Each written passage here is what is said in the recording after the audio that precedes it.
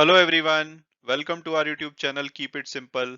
आज के वीडियो में हम बात करेंगे वेदांता की, क्योंकि इनके जो फाउंडर और चेयरमैन हैं अनिल अग्रवाल जी, उन्होंने बोला है कि जो वेदांता का प्लान डीमर्जर है उसका डिजाइन मार्च तक फाइनल हो सकता है। तो इस टॉपिक को हम इस वीडियो में डिटेल में डिस्कस करेंगे और ये भी बात करेंगे कि क्या करंट प्राइस पे आपको वेदांता का शेयर लेना चाहिए या नहीं। और आगे बढ़ने से पहले अगर आपने अभी तक चैनल को सब्सक्राइब नहीं किया है तो प्लीज सब्सक्राइब करके हमें मोटिवेट कीजिए। तो सबसे पहले अगर बात की जाए कि भाई वेदांता करती क्या है, तो वेदांता नेचुरल रिसोर्सेज की सप्लाई करती है। अगर इनके मेजर प्रोडक्ट्स की बात की जाए तो वो हैं जिंक, लेड, सिल्वर, आयरन और steel, copper, aluminium, power, oil and gas. और इनके जो बिजनेसेस हैं वो भारत के अलावा साउथ अफ्रीका और नामीबिया में भी हैं। ये कंप्लीट वैल्यू चेन में इन्वॉल्व है नेचुरल रिसोर्सेज की। ये पहले एक्सप्लोर करते हैं कि कहाँ पे नेचुरल रिसोर्सेज मिल सकते हैं, जहाँ पे मिलते हैं वहां से एक्सट्रैक्ट करते हैं, उनको प्रोसेस करते हैं और उसमें वैल्यू एडिशन करते हैं। और अब अगर बात की जाए कंपनी में लेटेस्ट डेवलपमेंट की, तो आपको शायद याद होगा कि नवंबर 2021 में वेदांता ने अनाउंस किया था कि इनके बोर्ड ऑफ डायरेक्टर ने एक सब कमेटी फॉर्म की है जो कि इनके एल्यूमिनियम, आयरन और स्टील और ऑयल एंड गैस बिजनेसेस हैं उनको स्पिन ऑफ करने के प्लान को इवेल्युएट करेगी कि क्या उनको अलग करके एक सेपरेट कंपनी की तरह लिस्ट कराया जा सकता है। और इन्होंने ये भी बोला था कि सब कमेटी के इवैल्यूएशन के बेसिस पे डिसाइड करेंगे कि या तो इनको ये स्पिन ऑफ कर सकते हैं या कोई स्ट्रेटेजिक पार्टनरशिप कर सकते हैं ताकि शेयर होल्डर की जो वैल्यू है वो उसको अनलॉक किया जा सके। और अब लेटेस्ट अपडेट ये आई है कि कल यानी कि 26 जनवरी को अनिल अग्रवाल जी जो वेदांता के फाउंडर और चेयरमैन है, उन्होंने कहा है कि जो इनका डीमर्जर का जो ढांचा है या डिजाइन है वो मार्च तक कंप्लीट होने की उम्मीद है और उसके बाद ये अपनी अनाउंसमेंट भी कर सकते हैं। और इसके पीछे का उन्होंने जो पर्पस बताया है वो ये बताया है कि इससे ये अपने कॉर्पोरेट स्ट्रक्चर को सिंप्लीफाई और स्ट्रीमलाइन कर पाएंगे ताकि वैल्यू क्रिएट हो सके शेयर होल्डर्स के लिए। तो अब अगर हम वेदांता का करंट स्ट्रक्चर देखें तो जो इनका ऑयल एंड गैस बिजनेस है वो इनकी होली ओन्ड सब्सिडरी केन इंडिया होल्डिंग लिमिटेड के द्वारा किया जाता है। इनके अगर जिंक ऑपरेशन की बात की जाए तो वो हिंदुस्तान जिंक लिमिटेड जो कि एक सेपरेटली लिस्टेड कंपनी है उनके द्वारा किया जाता है। इसके अलावा इनके जिंक माइनिंग ऑपरेशन है साउथ अफ्रीका में, जो इनकी होली ओन्ड सब्सिडरी है जिंक इंटरनेशनल, उसके द्वारा भी किए जाते हैं। और एल्यूमिनियम ऑपरेशन इनके जो वेदांता लिमिटेड का डिवीजन है उसके द्वारा, और इनकी जो 51% ओन्ड सब्सिडरी है भारत एल्यूमिनियम कंपनी लिमिटेड उनके द्वारा किए जाते हैं। तो अगर इनके बिजनेसेस से जो रेवेन्यू आता है उसकी बात की जाए तो सबसे ज्यादा रेवेन्यू इनका एल्यूमिनियम बिजनेस से आता है 38.4%, फिर जिंक और लेड से 21.1%, उसके बाद copper 12.1, iron and steel 9.9, oil and gas 9.2, और इसके अलावा कुछ रेवेन्यू इनका पावर, सिल्वर और दूसरे बिजनेसेस से आता है।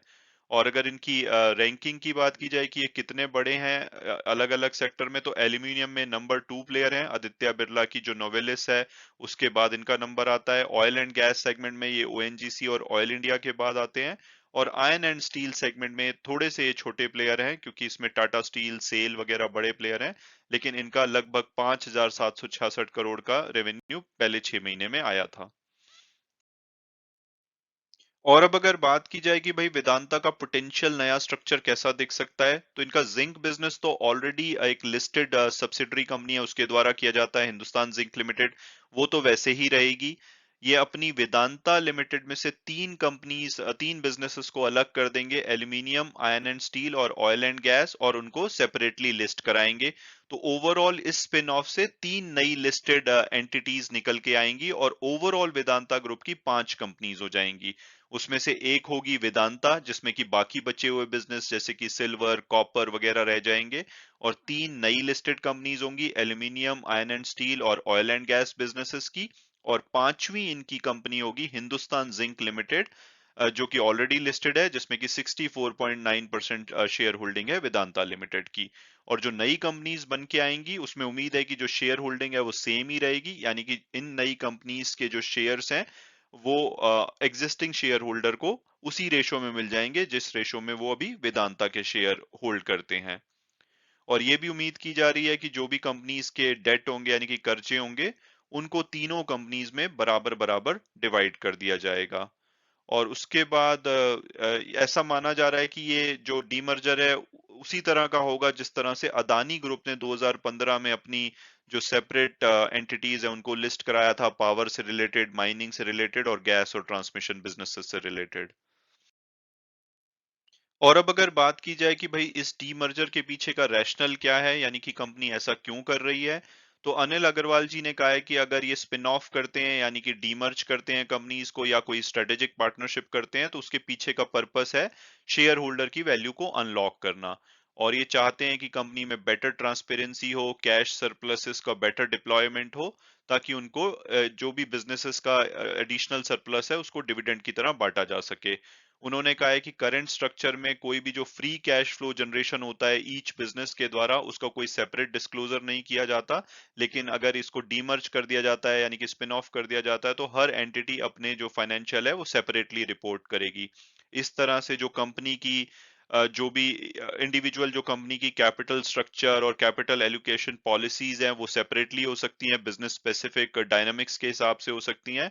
और इस तरह से ये इन्वेस्टर को भी अट्रैक्ट कर सकते हैं। कई बार इन्वेस्टर कुछ एक स्पेसिफिक बिजनेस में इंटरेस्टेड होते हैं, वो पूरे वेदांता में इन्वेस्ट नहीं करना चाहते, लेकिन अगर उनको एल्यूमिनियम में भरोसा है या ऑयल एंड गैस में भरोसा है, तो इस तरह से वो इंडिविजुअल कंपनीज में इन्वेस्ट कर सकते हैं। सिमिलरली जैसे आप एक शेयर होल्डर हैं लेकिन वेदांता में आप नहीं चाहते कि ऑयल एंड गैस बिजनेस में आप इन्वेस्ट करें, तो अगर इनकी अलग अलग एंटिटीज होंगी तो आप एल्यूमिनियम में कर सकते हैं, आयरन एंड स्टील में कर सकते हैं, तो इस तरह से आप डिसाइड कर सकते हैं।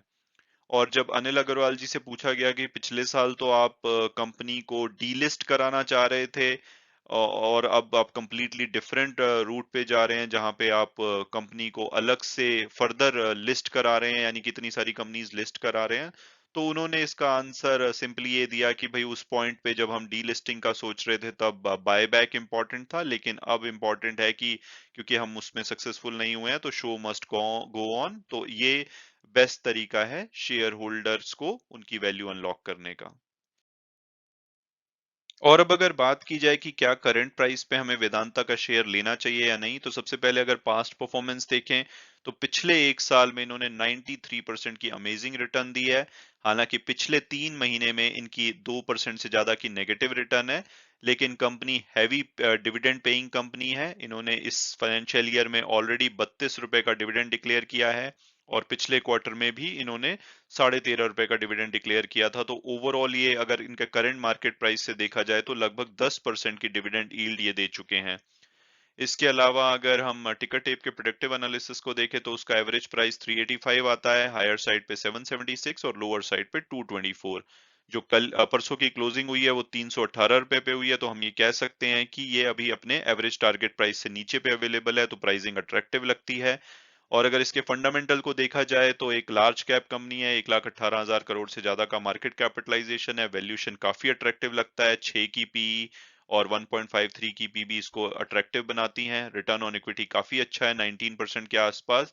इसके अलावा प्रॉफिटेबल कंपनी है, डेट्स रीजनेबल हैं, और अगर इनके पीयर्स एनालिसिस को देखा जाए तो यह इस स्पेस में सबसे बड़ी कंपनी है। इनके अगर जो कॉम्पिटिटर हैं वो काफी स्मॉल प्लेयर्स हैं।